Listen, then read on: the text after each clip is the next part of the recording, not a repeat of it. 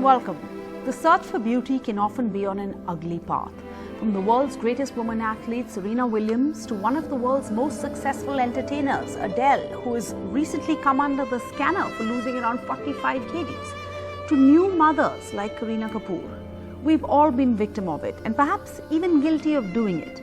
I'm talking about making and thinking critical comments about one's body shape, one's looks, one's color. But has it gone too far? Why do we put women through this unjust beauty test, and how much beauty is enough?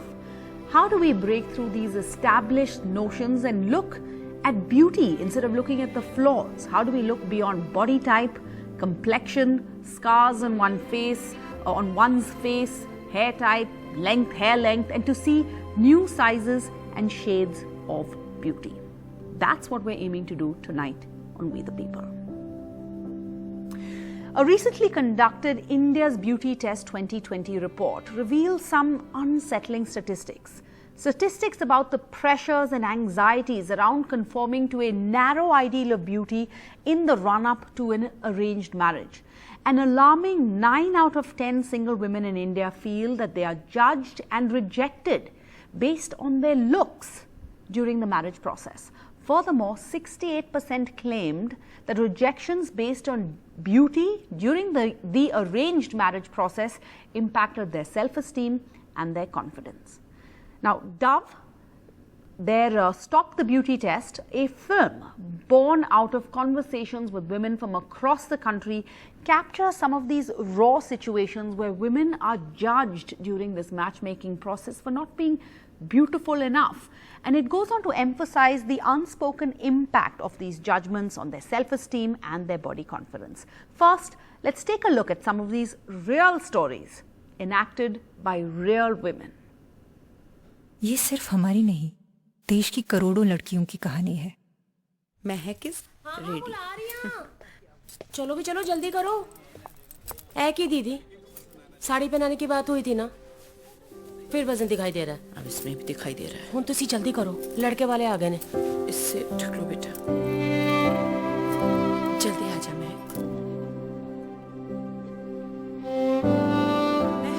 आ जाओ बेटा। अस्सलाम वालेकुम। आजा नूर, आजा। Photo में तो रंग साफ लग रहा था ना? अब बेटा, आप दोनों चाहो तो बाहर चाय पी लो। जा नूर।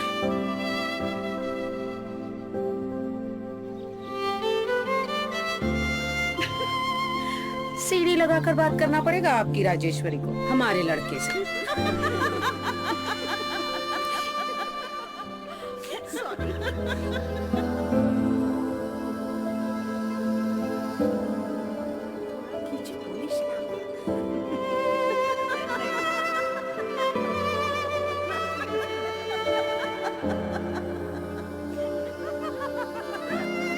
जोक्स अपार्ट, अपने बाल स्ट्रेट करा लेना, भाई को नूडल्स नहीं पसंद।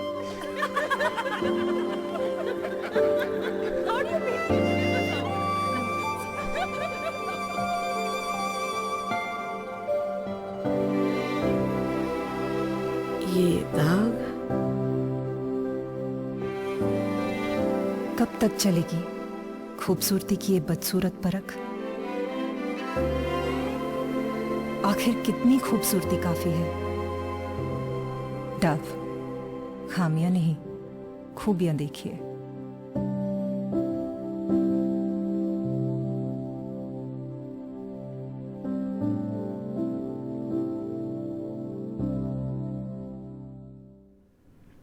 And joining us now is Priya Nair, Executive Director of South Asia Beauty and Personal Care of Hindustan Unilever Limited. Priya Nair, firstly, congratulations. Beautifully done, hard-hitting. It really should make every parent weep, and all of us ask ourselves of our role to play in propagating such beauty-based judgment, consciously or subconsciously. So first I want to ask you, how did you pick these 4 stories? What was the process? Was it hard? How did you narrow it down to these 4 issues? Sarah, firstly, thank you so much. It's really great to join you. and have a conversation on a topic that I think all of us will agree is truly important, all over the world, but in our country. The first thing is that this entire issue of body dissatisfaction just begins younger and younger now. And it's so worrying when you think of a young girl in her teenage years growing up who's worrying about some of these things. But it's the run up to marriage that really, where these issues come alive. I think you shared some of the statistics. But, when you have 80% of women saying that I am likely to get rejected in a marriage situation, because I'm, not thin enough, I'm not beautiful enough, I don't have the right nose, I don't have the right eyebrows. I mean, the question really is, where does this all stop? Yeah. And, where and how much of beauty is enough? So really, that's where we began this entire conversation with young women. And, as we met many young women who had gone through this rejection in process of their run up to marriage, these 4 stories really spoke to us of 4 beautiful, confident women. And if you see them in the film, you would agree with me. They're absolutely beautiful, absolutely confident. And for them to say to us that, this affected their self-esteem, and they would like to share these stories to the world. So firstly, a big thank you to the 4 beautiful women who participated with us. But I can tell you there were many more stories, and these are the 4 that we felt must be told, so that we can inspire many more women to actually feel confident, that beauty is unique. It is not stereotypical. That, everyone, beauty should be diverse. Beauty should be inclusive. And that's really what, as Dove, we want to share and empower young women to feel. And it starts with empowering the woman herself, but we also live in a society. And so to support the campaign objective in order to herald a larger change, Dove is now taking this beyond. Is that true? From what I've read, are you partnering now with leading matrimonial platforms? Are you taking it beyond in any way? Absolutely, Sarah. Absolutely. So, you're absolutely right. The women in the end are the ones who are facing the challenge, facing the prejudice. And therefore, it's society that really needs to shift and change. Many of these ideals, these stereotypes that we've created over time. And therefore, what we did is we partnered with Shaadi.com to actually remove some of these filters that they have, of tall, slim, fair, these very stereotypical definitions of beauty. We've also partnered with Facebook, really because social media is something where, we really need to push the conversation and really create a no filter and encourage people to really stop this beauty test. And that's really what we want to do as a brand. That's amazing, because we all think, even as a journalist, I think, what can I do? I've done my story. Now, that's my bit, but you have to take it further. We have to work with other institutions too. So I'm so glad to hear that Dove is doing that beyond just your ad. Like, we're not perpetuating stereotypes in our ad. We've done our bit. It doesn't stop there. That's great.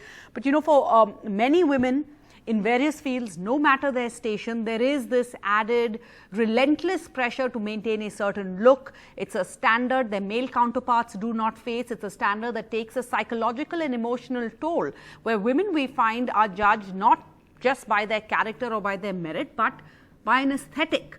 But there are a handful of companies, like we've just heard from Dove and Priya Nair, and celebrities. It's a small but growing group who are working to try and change this narrative around what are acceptable standards of the female body. And one of them, actor Nandita Das, joins us. Nandita, thank you so much for your time. You speak very often on these issues. Studies have shown that while both men and women are aware of the importance of appearance for social functioning, women are judged more by their looks than men in various spheres of life. Your thoughts, and have you felt this and experienced this?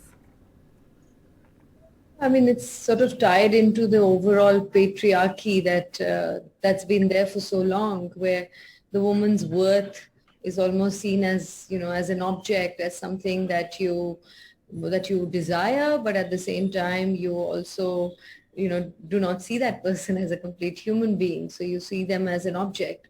And when you objectify a woman, then how they look, it's like a little gift. It's like a little package. And then how they look becomes very important, and how they look and that perception is so narrowly defined that even the definition of beauty is so standardized. It's almost like this is the kind of hair you should have, this is the kind of nose, this is how thin you should be, you know. So every parameter is kind of laid out, and everyone's kind of trying to fit into that parameter, because otherwise you're just not seen as being desirable. So I think it's going to take a long time, unfortunately, because it's so deeply ingrained. Just this idea of the, you know, what a woman is supposed to serve.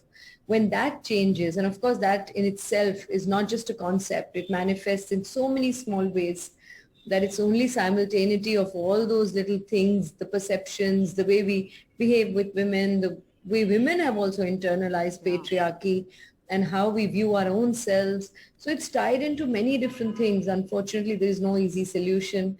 And when all these things happen kind of simultaneously, when we all realize we are somewhere complicit in it, and we make those small changes in our perceptions, in our prejudice, in the way we look at women and our own selves, hopefully things will change. And they are. I mean, younger women, I think, questioning a lot more. You know, they are not taking things lying down. Many of the things that we probably silently negotiated with are being called out. So I think there is a change in the way that these days women are reacting to this kind of an objectification. And the irony is, you pointed out that it's so ingrained that sometimes women ourselves don't know, we're aware that we're judged, but we're also doing it, right? The roles of mothers-in-laws, for example. How do we break out of that? We do, because, you know, I mean, patriarchy impacts us as well. We are not out of it. We have also deeply internalized it. We have also given ourselves that worth. You know, if you see in social media, look at all these filters that have come up, which make you look like someone else.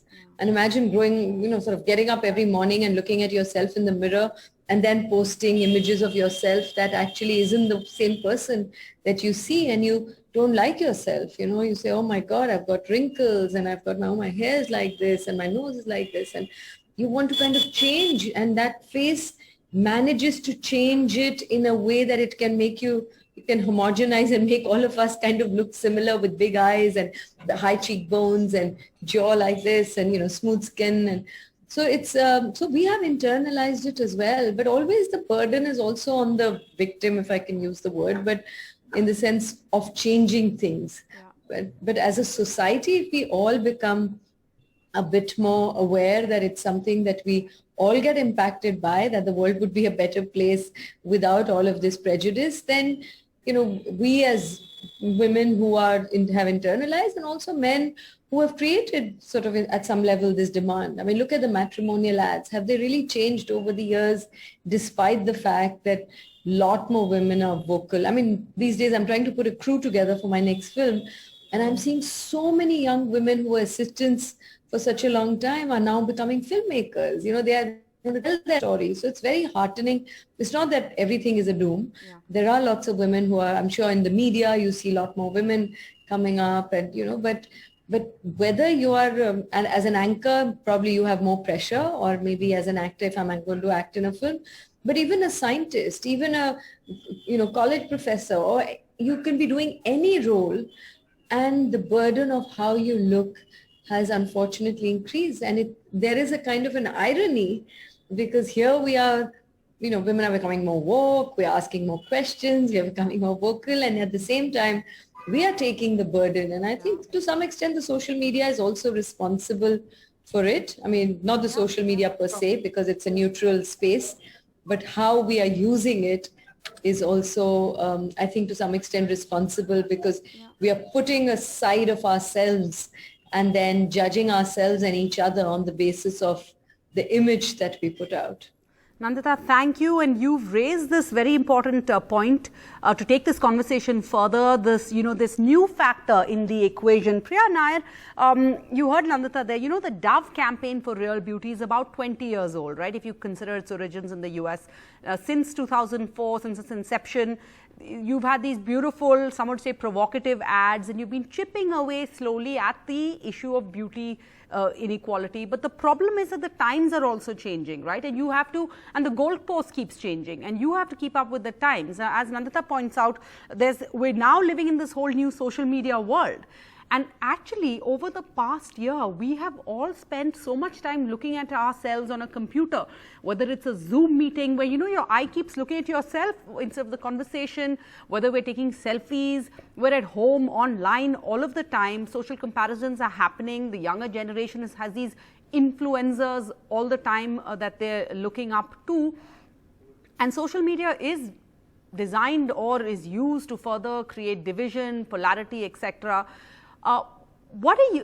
Has Dove also moved? I read something about a digital distortion campaign, but what are you doing to keep in these times, in touch with these times? No, so Sarah, you're absolutely right. In the end, you know, it's a great space to have a conversation, social media. And I don't think the challenge is social media. I think the challenge is the times in which we live. Social media is just a platform people are using to express themselves. Actually, we tied up with Facebook to create a no digital distortion filter. So that's really the challenge, the way women today distort their images to really show this side of them, which is, unachievable, almost like the stereotype and living to the stereotype. So Facebook and Dove sort of partnered and built this idea. Dove has a policy of no digital distortion. And that's really keeping in with that. We had this filter which we designed, and really encouraging everyone to use the filter and really stop this entire very unfair and unequal beauty tests that women subject themselves to. And society, you know, is a part of that. But really, firstly, as women ourselves, taking charge and not allowing these distortions and feeling comfortable and confident in your own skin. So really the question we have to ask is, you know, are we empowering ourselves as women? To really have that confidence, and you know, are we creating a societal context in which we allow especially young women to feel comfortable, confident in their unique selves and feel uniquely beautiful? Well, I'm glad to have now on the show someone who says no to filters. The fourth story in that campaign brought up the issue of body shaming, which can be humiliating, it can be painful, it can have long-term consequences. It mocks and stigmatizes its victims, often tears down self-respect, as we saw with Mehak in the Dove campaign, and perpetuates that harmful idea that our unique physical appearances should be compared to airbrushed notions of perfect, right? So, as Ms. Nair says, let's say no, we should not be tolerating this anymore. Body shaming is not a new phenomena for women. We don't need to look further than, you know, the former US president, the Republican Donald Trump. He's on record making derogatory remarks about women and their looks. It wasn't even during the campaign.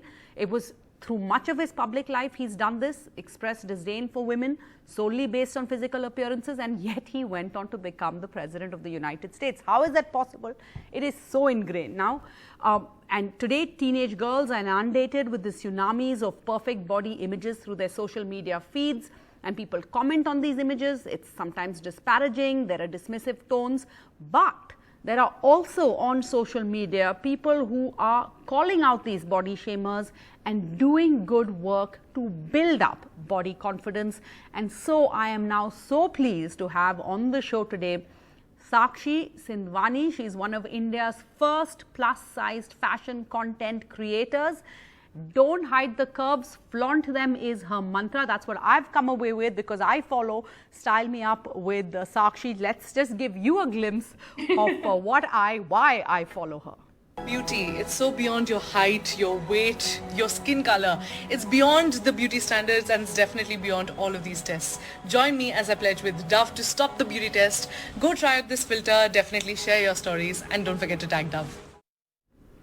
All right, Sakshi, congratulations on everything that you've done. Welcome. You have been changing the way the fashion industry and society views women with curves. You have a different perspective on size. How did you start your journey as a YouTube blogger? How have you come here?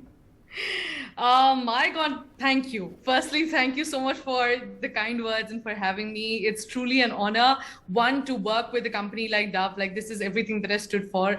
I also remember putting Dove in my vision board like a bazillion years ago, that I wanted to work with the company that stood for the things that I so passionately stood for. So it's truly an honor to be here and talk about these things. Finally, we're at least talking about it. Yeah. And that's change in itself. But yeah, when I started my journey as a content creator, I just knew that I had to feel represented. I was always interested in fashion, even being a big girl, if I may say so myself. I was always interested in fashion, beauty, and I never, like, I would look at like magazines and I would look at movies and I would never feel represented.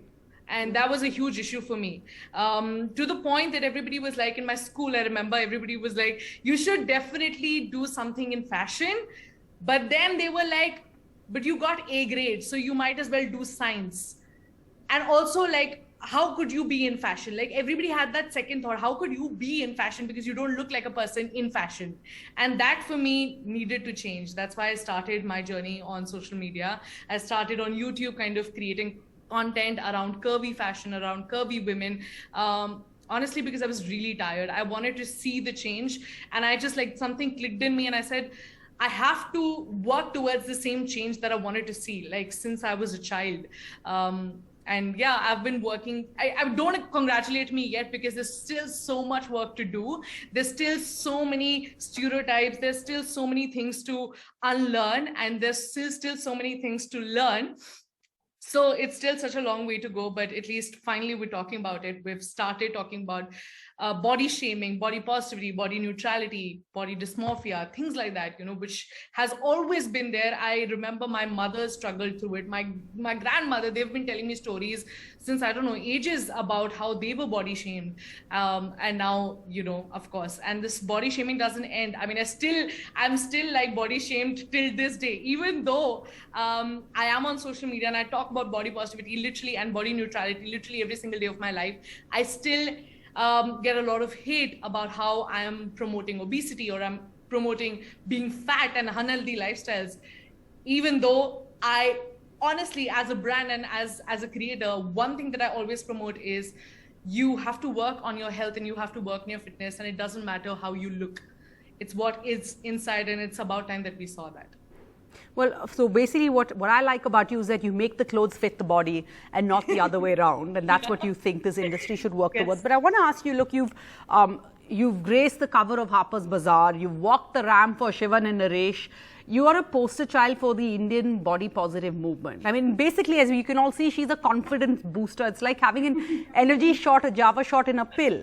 But Sakshi, you know, the point is that it's human nature to want to be liked, to be accepted, no matter what the audience or the medium.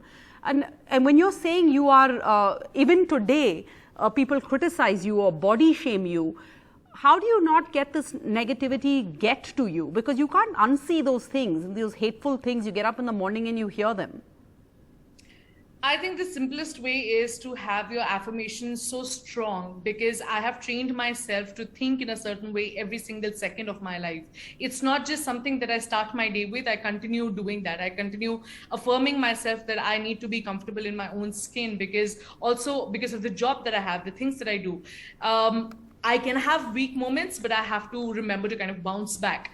And that's very important. We have to kind of, there's like one funda, I think this is almost like a crash course for people who want to be confident, is that, you know what, when you radiate the level of confidence or positivity from you, within you, everybody's opinions start to dimmer down. And it's just a fact. I've seen this with myself. Every single time I was insecure in a public setting, people could maybe understand or, you know, maybe feel my energies, and they would start, you know, building on my insecurities. And I think that's where we lose. It's all about us. It's never about them. And a lot of the times, a lot of the things that we're looking, maybe we're sitting in a certain way and our little bulge is out, or maybe we've had too much food, the pants are not fitting in. It's just in our heads. We keep thinking the other person is seeing it, the other person is actually noticing, but they're not noticing. Okay. And so I just want to ask, when you say you have bad days, do you share that on your... Yes. Okay. 100%. For me, being real is it's not just my USP, it's my lifestyle. It's the way that I live. So even if I show, a certain glamorous version of myself being in the fashion industry, I also, sometimes I wake up and I have absolutely no makeup on my face. I've just woken up with all the, messed up hair and just my real self. And I would go online and I'd make stories because I just want women to see that even if it's social media, it's real people. And ultimately, I'm here to build a community and make a real change. How can I do that if I keep showing people a filtered version of myself? And then I'm not doing justice to the content that I'm making. Well, more power to you, Sakshi. Thank you so much for joining us in this important conversation on evolving the definition of beauty. Let's go in for a short break. There's more on the other side.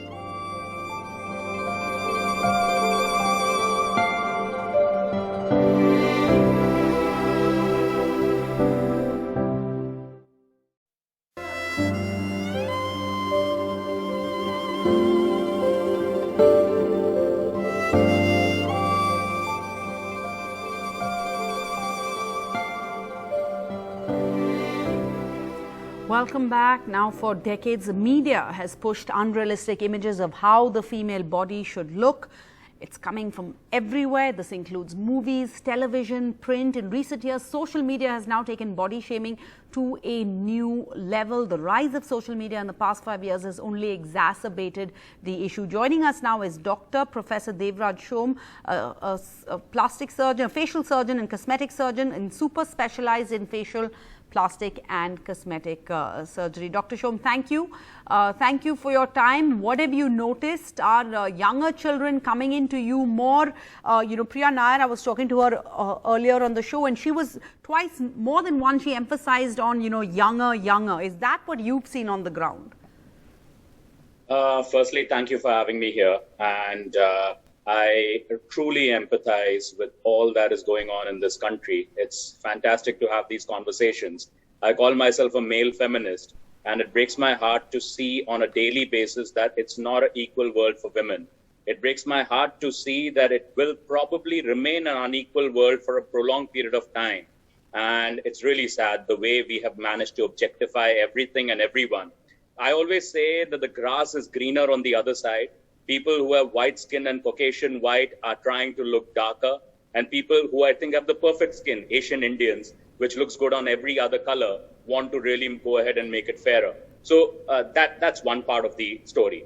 The second part of the story is that it's not only about women. I have heard what Priya had to say. I had heard what you had to say. I'm worried about the detrimental effects of technology as a whole. The way we look at ourselves on a Zoom camera, the way we look at ourselves in the eyes of someone else who's like watching us from 6 feet away, and the way we look at ourselves on our selfie camera are actually three different faces. Sure. The closer you get to the face, the more it zooms up certain proportions of the face, and that's leading to body dysmorphia, face dysmorphia. We conducted a clinical trial because we wanted to see, especially during the lockdown, etc., whether being on social media and being on Zoom for prolonged periods of time was causing changes in the wiring of our brains. Now, this particular trial is titled as "Are Selfies Really Destroying Your Confidence?" And this was published in one of the top American journals. And we found that people who were taking selfies and using filters all the time actually reached a stage where they did not want to meet people in person because the pictures that they had been putting up were nothing like what they looked actually in life. And that's not about women. It's also about men. It's also about the detrimental use of technology.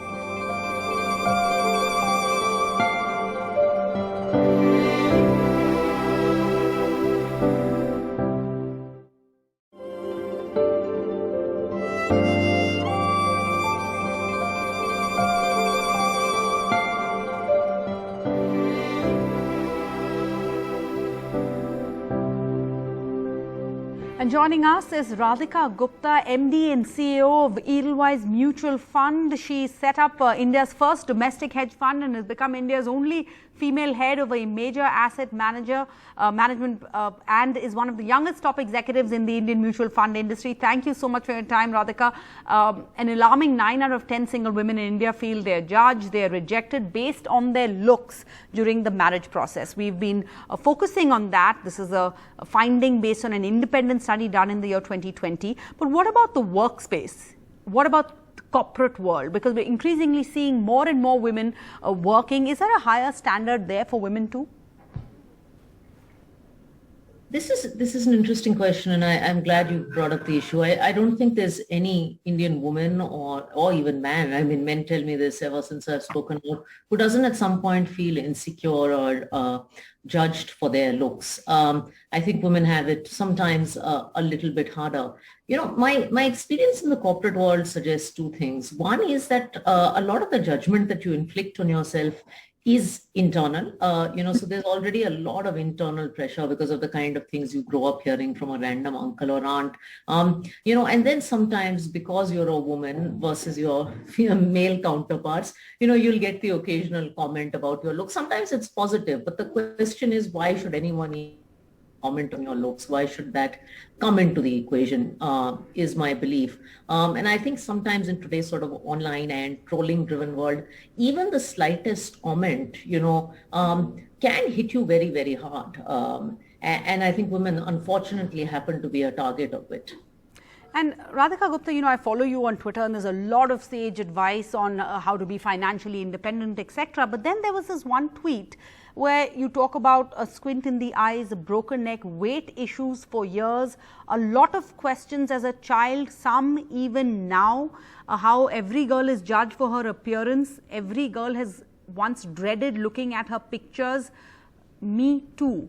Why would you choose, given your profile, what you do on your Twitter feed, why did you decide to tweet this? Why did you choose to share this? What can you tell us a little bit about this experience? I had two conversations. One is I talked about sort of the tilt in the neck, and I did it in a TED talk, and I actually kind of did it for my own self-confidence. The interesting thing though, Sarah, is when I did, until date, I have men and women, both men and women, writing to me about how the video asked them to think about their own look issues. So I've had men talk to me about deformities in their cheek. Women talk to me about baldness. People talk to me about height and all of those sort of insecurities. And the second incident, which is the tweet that you're referring to, was a really interesting one. I think there was a picture of 6 CEOs that was put in an article. And none of us look perfect, right? Now, no one looks perfect. But because I was the woman, someone actually called out the squint in my eye. And my point was, none of the 6 of us look perfect. But why do you have to call out the squint in my eye? And in my pre-broken neck days, I would have felt bad about it. And this time I was like, I'm just going to take on the troll head on and say that, listen, I think I'm very nice looking, because I've had a phase for the first 30 years of my life where I was convinced I was ugly looking and I hated looking at my pictures. And I'm well past that. I think we're all fine looking. And that's exactly what I wrote. And I got a lot of support from men and women both when I did that. So I think one of the learnings is also that you have to just take these things head on, because if you believe you're beautiful enough. All right. Thank you. All right. And in addition, I may just also want to tell our viewers that in addition to running Edelweiss, Radhika is a public speaker. She mentioned that YouTube video. It's a talk called The Girl with the Broken Neck. It's been viewed more than 100,000 times. And in that, she very aptly says, she wraps up, I remember that stayed with me. She said, celebrate your perfections, celebrate your imperfections, celebrate everything in the middle, because when it comes together, this is your story. In the end. We have Ameya and Pallavi, and Ameya and Pallavi, thank you for your time. You both discuss the joys, the pain, the learning, the dark humor of being fat. I guess that's how you put it on your podcast. Can you tell us a little bit about this podcast? Why do you do what you do? How did it start? So we talk about the joys and sorrows of being fat women in India. We both identified as fat women for a lot of our lives. And we met one magical day in 2019. And it was great to have a conversation with another woman who was comfortable in her skin. And that's where we decided that we have to have these conversations, and we have to have them in a public space where other people also hear the fact that you can have a life. I love what Sakshi said, that, it is about going ahead, bringing that confidence within you, and then seeing the world change. So, has the world changed? Like, why did you decide to go public with this, as in with a podcast, and what impact has it had? Essentially, both of us felt that when we were much younger and we were really, really buying into this idea that you had no value because your body was fat. You won't get a boyfriend, you won't get a husband, you won't get a job. Countless things like this have been said to us, right? Everything we were was reduced to the size of our bodies. As we got older, because now I'm almost 40 and Pallavi's already outpaced me there, we came to realize that a lot of this doesn't really matter. And it really hurt us, because if you think about what I could have done with my life if I had heard this when I was 16 years old. Instead of hearing Moti, instead of having people laugh at me because I liked a boy, or any of those countless things, instead of, if I had been encouraged to just move my body and do whatever I wanted, not laughed at because look, fat person is running, things like that. So we decided we just wanted to go back in time and talk to ourselves. We couldn't do that. So we said we'd put a podcast out there. We said, these are conversations that happen in the West, and they need to happen here, because Indian society, it has its own problems as well. Because, you know, a lot of Indian women, you get the, beta tum bahut patle ho, aur khana khao. You're so thin, eat some more food. But on the other hand, you also get the, oh my God, you're so healthy, you have to lose weight. You know, you get the other level as well, too thin and too fat. Nobody can be perfect in this world. So that's why we did it. As for impact, I mean, we get messages all the time from people who reach out to us and tell us they feel like they're seen and heard for the first time in their lives. That has so much value to us. But much like Sakshi said, we get a lot of trolls too, of course. And worse, in fact, than trolls, we get lots of men who like to leave little hearts and well, that's the polite ones on our Instagram. Okay, we have some audience members who are wanting to get in. So I'm going to keep quiet for a second and let me just listen to some of them. I think we have Anshpreet Kaur before we come back to Ameya and Pallavi. Hello, am I audible? Yeah, go ahead, Anshpreet. Thank you for the opportunity. So my first question is, characters like skin color, height, weight, etc. have been considered as the parameters of beauty since time immemorial, which is absolutely unjust and improper way of defining it. As a beauty product company, how does Dove define beauty, and how would it promote its products according to that definition? And my second question is, to make the society disregard its stereotypes is a matter of time. If any company wishes to go against the stereotypes of beauty, how would it affect the sales of the process of promoting and redefining it? Okay, let me get few more. Priya, you can prep for that question. Well, let me get few. We have Samyukta Thakkar. She joins us. Samyukta, go ahead. Thanks for having me here. So I have two questions. The first one is, we have absurd beauty standards in India. People with light skin, apt height, and slim bodies are considered beautiful. And if someone fails to match these standards, they don't fall in the category of beautiful. Who is beautiful, and how can beauty be concise to a narrow definition set up by the societal norms? Also, beauty brands that are doing a multi-million business in India are doing it by projecting unrealistic beauty standards, and hence are only successful because they show the beauty according to society criteria. How can these brands instead focus on celebrating blemishes instead of perfection? So, Priya, would you like to answer both of these questions? And I'm fascinated too. Did you think at Dove that this would pay off? In the beginning, has it paid off? I mean, it's a historically one of a great ad campaign, super successful ad campaign, but monetarily? So, firstly, thank you so much for raising this to the young women who raised both these issues. I want to reassure you that there are enough women in this country who actively choose Dove. It is one of the largest beauty and personal care brands in the country. And if that's not an affirmation of the stand, that stereotypes alone are not what sells, because I think the question that they're both raising is, does this stuff sell? And I think I just want to reassure you that it is one of India's largest beauty brands. And the reason is that, there is a positive, inclusive definition of beauty. that Dove is championing, one that empowers young women and shows real women. So Dove only casts real women, has no digital distortion. And therefore, to the point of saying, what do these products offer consumers? These products offer consumers dependable products that allow them to care for themselves, nourish their skin, take care of themselves and feel empowered by beauty. Beauty doesn't have to be a source of anxiety. Beauty can be a source of positivity. Beauty can be a source of happiness. And I think it is about having that unique definition of beauty. And I think one of the young women raised it, saying that, it's really about breaking the stereotype of perfection. And I think we need more brands like this in the beauty industry who are actually broadening the definition of beauty. Because I think feeling beautiful, feeling happy, I think it's absolutely what each of us want to be, whether we're a young girl, a young man, we want to be the best versions of ourselves. It's the stereotype that's a challenge and that definition of perfection. And I think we need more brands to join the bandwagon.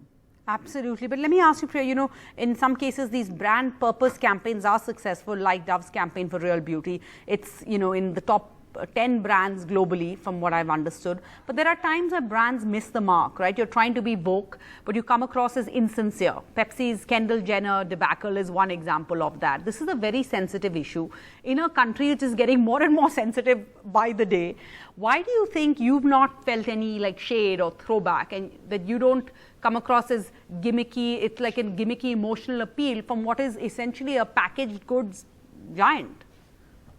No, absolutely. I think, you're absolutely right. Firstly, this is a very sensitive issue. I think, it's not something you can just do as a campaign. If it's an ad campaign, consumers will see right through it.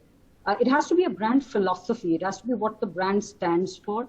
One of the things I want to share is that Dove runs something called the Dove Self-Esteem Program. This has all over the world already reached out to 17 million young girls. And it's actually a program which we run where education created along with a trained academician is rolled out to young girls to help them actually grow in self-esteem and in confidence. And in India, we will reach out to 6 million young girls. So if it was just an ad campaign, it won't work. Consumers are very sharp, very smart. It can't be a one-off idea that a brand suddenly takes charge of. I think it has to be, what the brand lives for, what the brand is born for. And Dove is born for that. Dove's purpose of existence on the earth is to create that definition of inclusive, positive beauty. And I think that's the differentiator, Sarah, between brands who take it up as a one-off idea, an emotional purpose, but not really what it stands for in its heart and its soul. Well, thank you all for your individual interventions in this, for your time today, and for joining us in our attempt to make beauty a positive experience and universally accessible to every woman. Thank you all for joining us on We the People tonight.